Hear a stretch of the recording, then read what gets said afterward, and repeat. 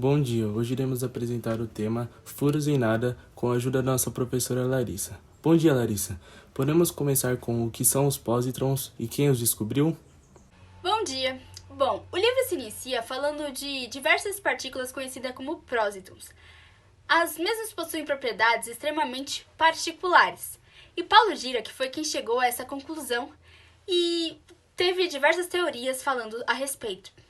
E ela era ao mesmo tempo tão estranha e ao mesmo tempo tão fantástica que vários físicos recusaram a acreditar nessa ideia. A ideia é resumida em apenas uma frase, que é: deve haver furos no espaço vazio.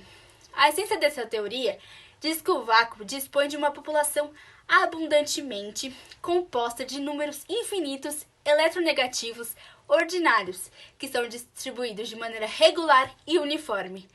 A teoria diz que, além dos estados quânticos do movimento, nos átomos, há também um infinito estado quântico negativo. Certo, agora você pode nos dizer o que os paleontologistas dizem a respeito? Bom, vamos lá. O livro fala que, segundo os paleontologistas, o primeiro peixe que saiu da terra seca foi o conhecido como dipneusta, que ele se saiu apoiando em suas barbatanas. E pensando desse modo, ele acabou se tornando um, entre aspas, ser terrestres, enquanto as baleias e delfins encontraram uma certa dificuldade para voltar para a água. E desse modo, ao voltar para a água, eles conservaram habilidades que foram adquiridas durante a sua vida na Terra. E aí eles continuaram sendo mamíferos. Agora vamos falar um pouco em que Paulo se destacou. É porque teve uma conversa entre Delfim e Paulo. O Paulo era um físico, e ele dizia que ele não estava no vácuo, e sim em um meio material que era formado por partículas de massa negativa. E o Delfim olhou para a cara dele e discordou totalmente. Ele disse que a água não possui diferenças em relação ao espaço vazio, porque na água a gente pode se mover livremente. E Paulo disse para Delfim que a água exerce um atrito sobre a superfície do corpo, e se não mover o rabo e as barbatanas, não poderia se mover de jeito nenhum. Assim como a água exerce uma pressão, a pressão exerce na água, ela muda de acordo com a profundidade, fazendo com que a gente flutue ou mergulhe, e expandindo e contraindo o corpo. Mas, se a água não exercer essa pressão, ela ficaria, como eu posso dizer, desamparada. E Paulo diz que o oceano dele é formado por elétrons de massa negativas, não produzindo nenhum tipo de fricção. Mas isso só é possível observar a partir de um meio de aparelho físico. E o que o professor tem a dizer a respeito da aniquilação? E qual era o ponto de vista de Dirac? Bom, continuando com o seu aprendizado, o professor falou sobre os prótons e os elétrons, que quando se juntam, resulta o que chamamos de aniquilação. E dos dois, a energia liberada se forma uma radiação bem curta.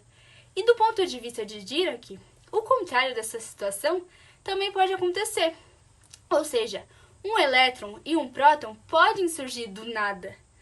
A criação que ocorre a partir da separação de duas cargas, sendo elas opostas e sendo elas elétricas. E esse processo ele ocorre no vácuo absoluto, embora tenha uma probabilidade bem pequena. Mas quando tem partículas pesadas e envolvidas, a probabilidade aumenta muito. E os prótons criados dessa maneira, eles não durariam muito tempo, pois eles iriam se destruir muito, muito rápido. E eles chegam até mesmo próximo dos elétrons. Bom, Larissa, última pergunta. Quais eram os fisiólogos que se destacaram durante essas teorias? O primeiro relatório sobre os prótons veio com o físico Carl Anderson em 1982, que por meio de seus estudos sobre radiação cósmica, ele achou por acaso. Já com o físico James Checking, ele conseguiu tirar uma foto na Universidade de Cambridge, que representa um processo de criação de um par no ar da câmara, em que um forte raio da gama entra na câmara sem deixar trilha e formam o par eletrônico no meio dessa trilha. As duas partículas em seguida elas se afastaram devido ao campo magnético, e o próton delas não era aniquilado ao atravessar o gás por conta da sua velocidade, fazendo ela passar direto ao furo de Dirac. só iria cair se sua velocidade estivesse reduzida. É como se fosse uma bola de golfe, que não cai se ela estiver muito rápida. Depois desse procedimento, o Sr. Tompkins ele começou a pensar se existe um lugar no universo em que as partículas são inversas ao que todos estão acostumados. E mesmo assim, elas funcionariam da mesma maneira. Só que para provar isso, é necessário fazer vários testes com amostras desse possível lugar, se encontrando com materiais terrestres, o que causaria uma grande explosão.